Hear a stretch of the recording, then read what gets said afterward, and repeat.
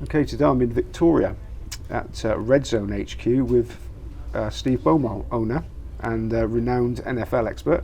Thanks for agreeing to talk to us today, Steve. Thank you. And we arranged this interview for as late as possible because you work through the night on a Monday night. Can you explain what the night's work is, it entails? Well, last night in particular was Monday Night Football, American style. So we had New England against Buffalo. Actually, it was an earlier kickoff because of the time difference this week, so I got an extra hour. But kickoff at 12:30, lasts about 3 hours. So it's all the risk management and the odds changing before kickoff, and then the in-play, keeping an eye on that and making sure the prices are all correct. And then getting to sleep after settling up at about 5 in the morning. So would that be for the bookmaking side of the business or from your punting side of the business? That's the bookmaking side, yeah. Okay. Now, just going back to your early days, I heard a story that you opened a betting shop and one of your nearest punters was Neil Channing. That can't have been a very good start. Well, yes, we opened, myself and someone I had worked with previously, James Cronk, opened a betting shop in Mitcham Road called Sportsline.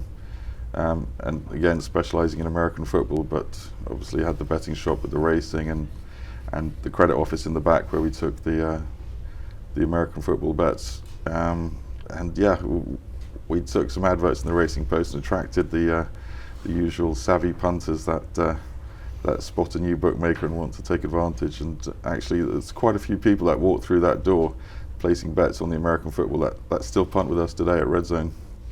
Okay, now the laws in the USA are changing, so that's really going to mean the big time for a bookmaker that specialises in American sport, isn't it? To a certain extent, yes. Obviously, they're changing in America state by state, so the days of actually being able to sit here in London and take bets from America are still a long way off, if ever going to happen. But it does mean that we've attracted attention from the States, and we're talking to people out there about possibly partnering up and getting involved out in the States. So yes, the answer is it's pretty exciting times for us. And is that going to affect the way you bet as a punter? Me personally, probably not really. You can only place bets out there within the States themselves. So until the landscape really forms out there and other states have set their legislation, I don't think there's any real changes that are going to be seen over here. Right. Okay, now you specialise in NFL. Now, Little Bird tells me that it's a sport that's a bit on the wane with dwindling viewing figures and constant rule changes putting punters off. Have you noticed that at all? From the viewing figures point of view, I'd take issue with that slightly. I think in America, the NFL is seeing it's as good a figures as they've ever seen in terms of viewing, and over here, I still believe it's Sky Sports' fastest growing sport, and it has been for a few years now. So I think from that point of view, it's still a growing sport. As far as the rule changes go, yes, that's a little can be a little disconcerting. It turns it slightly more into more of a stage managed sport rather than a pure battle on the field, and it is rather off-putting, but I don't think it's affecting people's interest as far as betting goes. And obviously when the penalties go for you, that's why they had the rule changes put in, but when they go against you, it was clearly not a penalty. Okay, so what makes the NFL such an excellent betting sport? Number of factors, I think. One is the stop-start nature of the sport, always giving you an opportunity to place a bet. The other is the fact that it's every play means something, even if it's just a 2-yard gain or a big pass. It's there's always something going on that can help form an opinion, and the game is generally in contention right up to the end, certainly from a handicap point of view. So it's a very exciting sport to bet on. Now, when you sit down with a blank canvas to analyse each game, do you have like a rolling database that's cautiously predicted the outcome, or is each match sort of looked at in its... Yeah, there's a lot of work that goes into it from our point of view. We do have a number of databases that we keep. Some of them are traditional statistics. Some of them are more bespoke, sort of our own scouting, and some of them are more of the analytics side of things. And we have a season-long model that's constantly sort of pricing up games in the future. So there is a base at the beginning of the week that we have that we can work from, but there's a lot more that goes into it.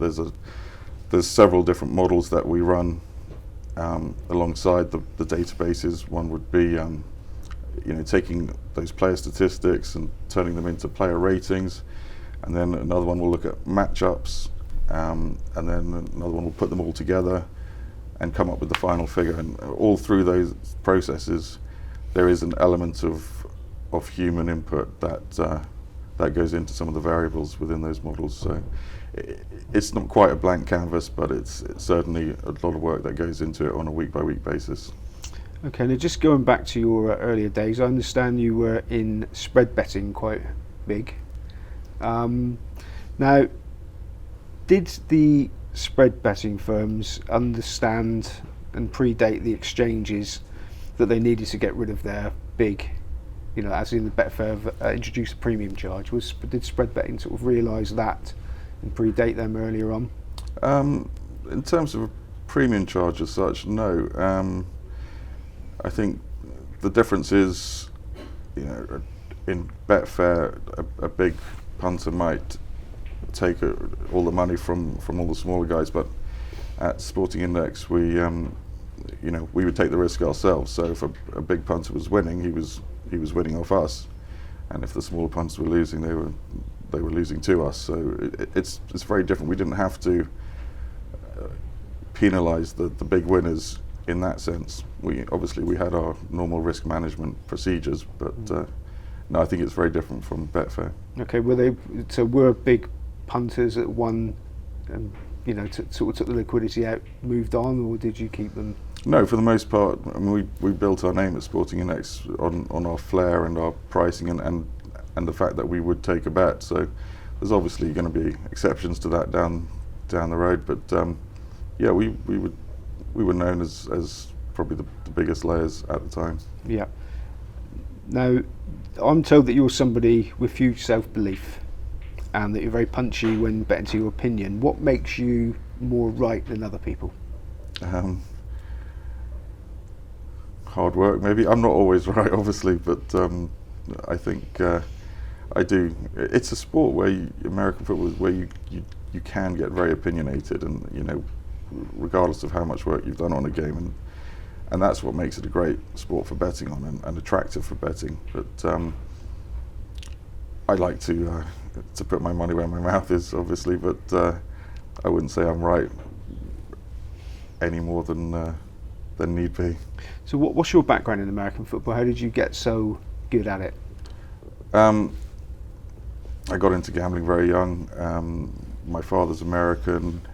My parents were split up, so I'd spend the holidays out in the States, mainly in Miami with his parents, where my grandmother, of all people, was a massive Dolphins fan and would watch the NFL religiously on a Sunday, and I'd sit there watching with her, learnt about the sport, understood the sport, came back from America and sort of got into betting, looked for American football because that's what I knew, realised that the bookmakers over here had very little knowledge or took any sort of time over the sport, so it was quite easy to walk into a William Hill shop and receive +5 on one team, walk into the Ladbroke shop and receive +3 on the other team.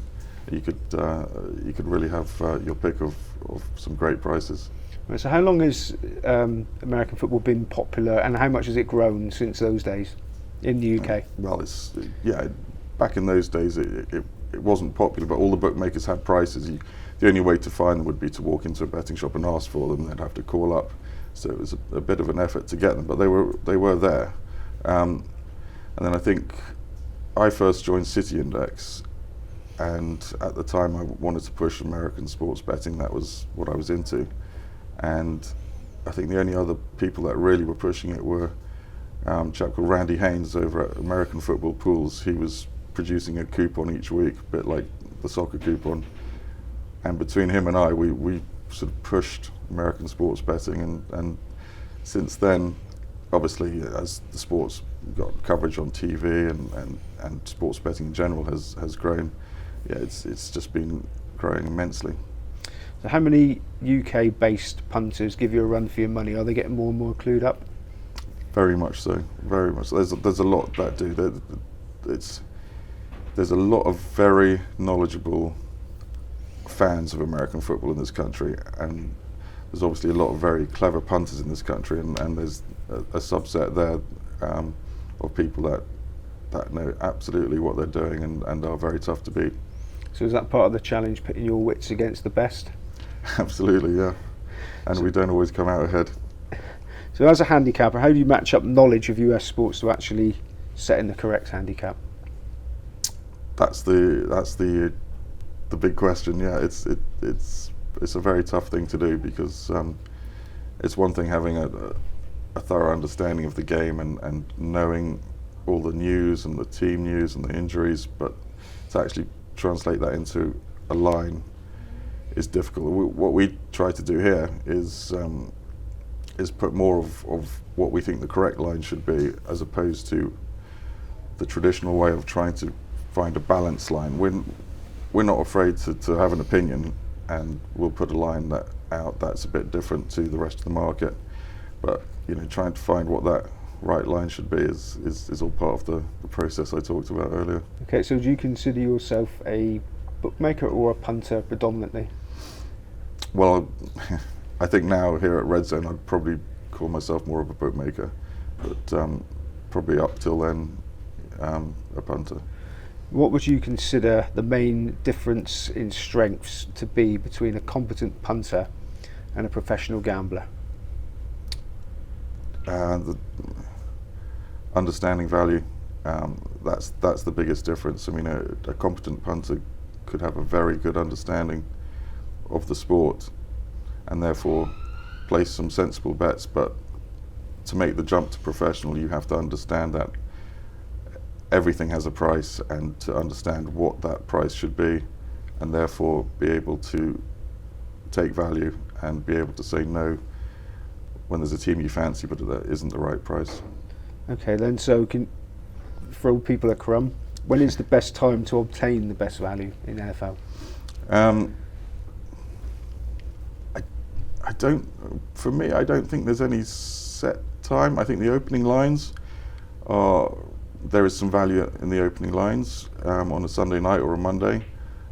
Limits are quite small, so you're not going to get a large position, but throughout the week they remain relatively stable, and the biggest moves come on the Sunday itself. And I think that's where you can get some real value, is after a big line move that's been exaggerated, and you can get some value the other way. Okay, what sort of teams do you like to back who are getting a lot of points head start? That are getting a lot of points. I would go for a team that has a good passing game and has a good run defence. When a team takes a lead late in the game, they'll tend to run the ball to keep the clock running. If you've got a decent run defence, you can stop that and get the ball back, and then of course you need a decent passing game to come down the field and take advantage. So if I'm getting a lot of points, I want a team that's going to be capable of giving me some chances at the end. And the other way? Giving up points? Yeah. I'm reluctant to give up points in the NFL. It's a sport that tends to lend itself towards comebacks. As I just said, a team will run the ball to try and run the clock out and end up giving the ball back, and then defensively they'll play more of a soft zone that allows a lot of completions. So it's a dangerous thing to do, to give up points in the NFL. But if I'm going to do it, I'd be more confident with a team like New England or nowadays the Rams, who have coaches that aren't afraid to run up the score a little bit. Something that used to be an absolute no-no in the NFL. The gentleman's agreement was to only score as many points as needed to win. But these guys will rub it in your face.